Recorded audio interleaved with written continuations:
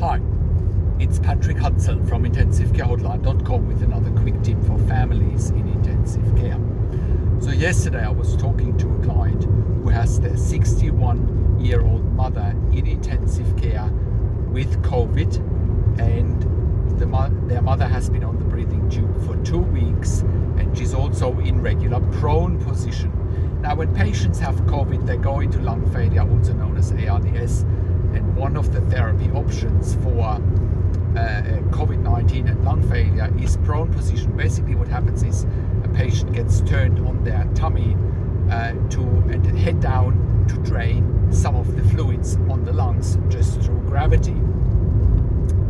So their mother is also heavily sedated and paralyzed because of the prone position, because it's very uncomfortable, but it also can be very effective.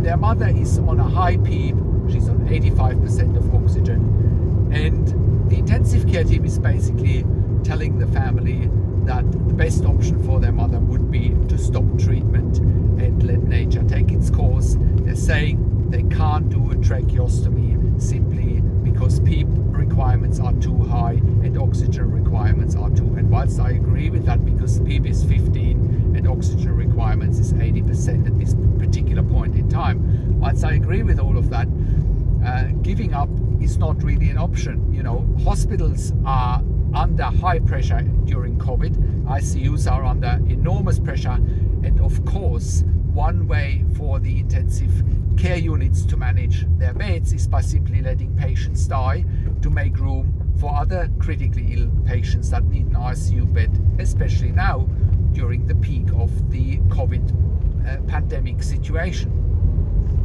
So giving up is never an option. You can't give in. Also, withdrawal of treatment decisions cannot be made unilaterally, meaning you as a family, as a medical power of attorney, as a next of kin, you need to give consent. Don't let anybody else tell you any differently. You have rights and you need to exercise them. So do not give up, no matter how grim the situation looks. Often what happens when treatment is withdrawn, what often happens is sedatives are being administered, death is hastened, and that is euthanasia, and euthanasia is simply illegal.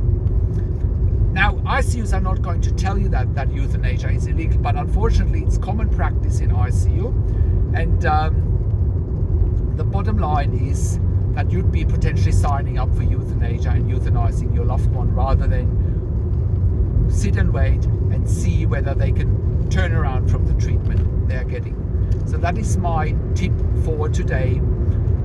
We hope that we can find, that the oxygen requirements and the PEEP requirements come down for our client. Then they can opt for a tracheostomy rather than end of life. And a tracheostomy can hopefully then give the client's mother the time to be weaned off the ventilator in their own time. That's my tip for today. Do not give up hope. And contact us if you have a family member in intensive care, if you need help. You can call me on one of the numbers on the top of the website, intensivecarehotline.com. Like this video, comment down below what questions that you have, and subscribe to my YouTube channel for updates for families of critically ill patients in intensive care. This is Patrick Hutzel from intensivecarehotline.com, and I'll talk to you in a few days.